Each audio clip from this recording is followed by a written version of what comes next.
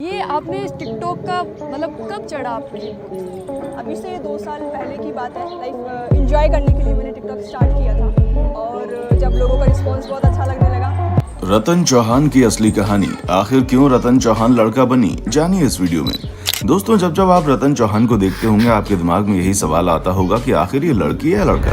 लड़कों की तरह बाल और चाल ढाल में रहने वाली रतन चौहान को देखकर कोई भी अपना सिर खुजा बिना बैठ सकता है भाई। और सबसे बड़ा सवाल तो ये आता है कि आखिर रतन चौहान इतनी ज्यादा फेमस कैसे बन गई और क्या है रतन की जिंदगी की असली सच्चाई, चलिए जानते हैं।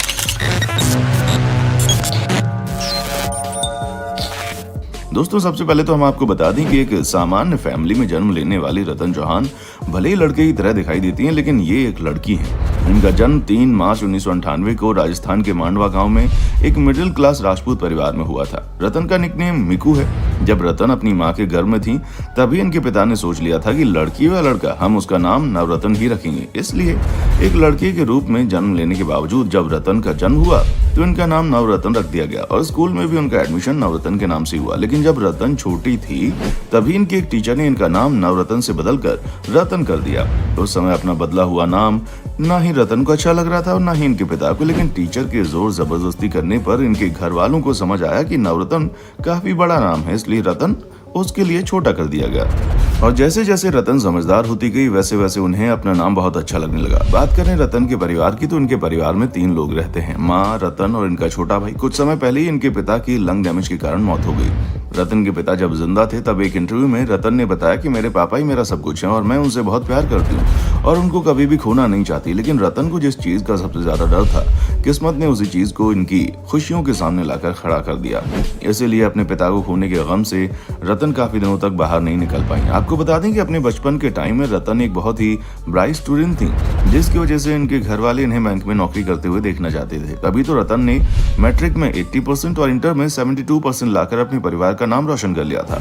पढ़ाई में बहुत अच्छी होने के साथ साथ रतन को डांस और सिंगिंग का भी बहुत शौक था। जहां ये घर पर तो नाच कर अपना शौक पूरा करती थी, उसके साथ साथ स्कूल वगैरह में होने वाले कंपटीशन में भी भरपूर हिस्सा लेती थी, जिस वजह से रतन पूरे स्कूल में फेमस हो गई थी।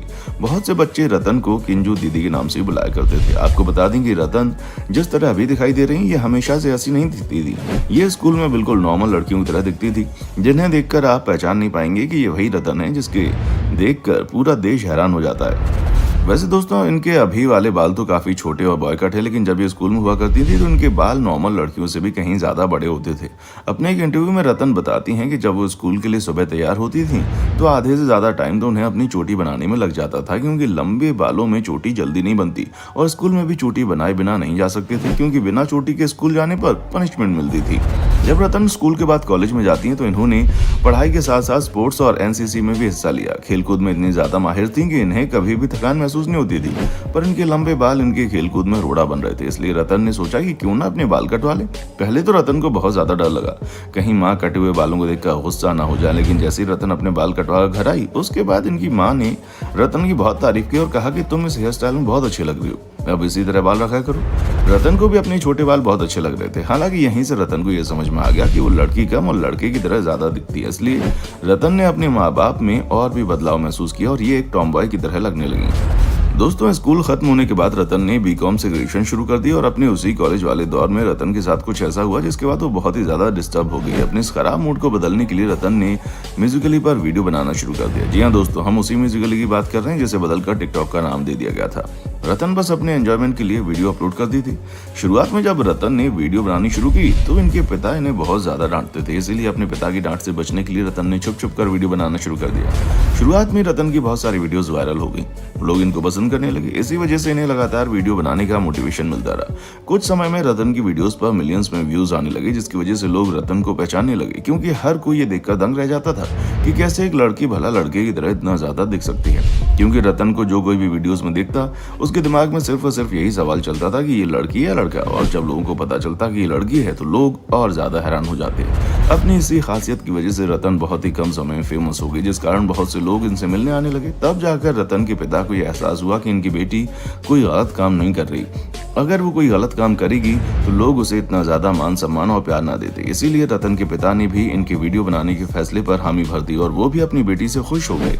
घर की तरफ से जब रतन को सपोर्ट मिलने लगा, उसके बाद रतन ने प्रोफेशनल तरीके से वीडियोस बनाना शुरू कर दिया, जहां ये अपनी ज्यादा से ज्यादा मेहनत वीडियोस बनाने में करने लगी।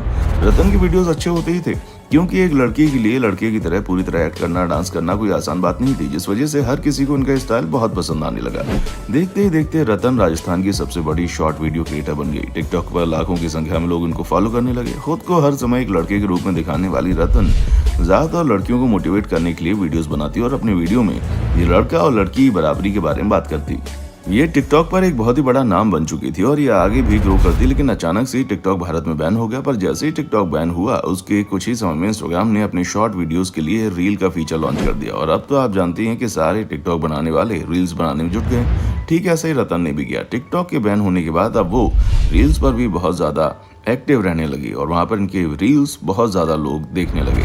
आपको बता दें, रतन बहुत ही ज्यादा टैलेंटेड हैं, जो न केवल गाना गाती हैं बल्कि अपने गाने खुद ही लिखती भी हैं। रतन द्वारा कई सारे सॉन्ग भी लॉन्च किए गए हैं, जैसे कि नशा, टिकटॉक, माँ, हंजू, बाप, मेनू, संभाला और शेरनी। गाने बजाने के अलावा रतन बिजनेस में भी अपने पैर पसार चुकी हैं। यहाँ तक कि रतन ने अपनी दुकान करनी फैशन के नाम से इंस्टाग्राम पर भी बना रखी है, यानी कि एक इन्फ्लुएंसर के तौर पर तो ये अच्छे खासे पैसे कमा ही रही हैं। उसके साथ साथ अपना बिजनेस करके भी घर को संभाल ही रही हैं। आपको बता दें कि रतन माँ करनी की बहुत ज्यादा बड़ी भक्त हैं। दोस्तों, ये सारे तो उनकी जिंदगी के अच्छे पहलू हैं। अगर हम असल सच्चाई के बारे में बात करें तो रतन ने खुद बताया कि जब इन्होंने वीडियोस बनाना शुरू किया तो लोग कमेंट में खूब सारी गंदी गंदी बातें करते थे। लोगों ने इन्हें बहुत सारी गालियां दी, लेकिन रतन अपने काम पर लगी रही। वो लोगों का मनोरंजन करने में कोई कसर नहीं छोड़ती थी और उसी का नतीजा है कि इनको गाली देने वाले लोग आज इनकी वाहवाही करते नहीं थकते। अगर हम रतन चौहान के रिलेशनशिप स्टेटस की बात करें तो दोस्तों, ये अभी भी सिंगल और इनका कहना है कि अपनी माँ की पसंद के लड़के से शादी करेंगी। इन सब के अलावा रतन को चाय पीना बहुत पसंद है और साथ ही रतन को ट्रैवल करना बहुत ज्यादा पसंद है। डांस करना, ये बहुत सारी चीजें इनको पसंद आती हैं, जिसका अंदाजा आप इनकी वीडियोस देखकर लगा सकते हैं। और अगर आपने गौर किया है तो ये अपनी वीडियोस में रिंग पहनकर रखते हैं, क्योंकि इन्हें अंगूठियां पहनने का बहुत शौक है। दोस्तों, ये थी पूरी कहानी एक सिंपल सी लड़की की इतने फेमस बनने की। आपका रतन चौहान और इनकी पर्सनैलिटी के बारे में क्या कहना है, कमेंट सेक्शन में आकर बताएं। और इसी तरह की वीडियोस को देखते रहने के लिए चैनल को लाइक, शेयर और सब्सक्राइब करना ना भूलें। देखने के लिए शुक्रिया। दोस्तों, आपको स्क्रीन पर 2 और वीडियोस दिखाई दे रही हैं, जिसे देखने के लिए स्क्रीन पर क्लिक करें।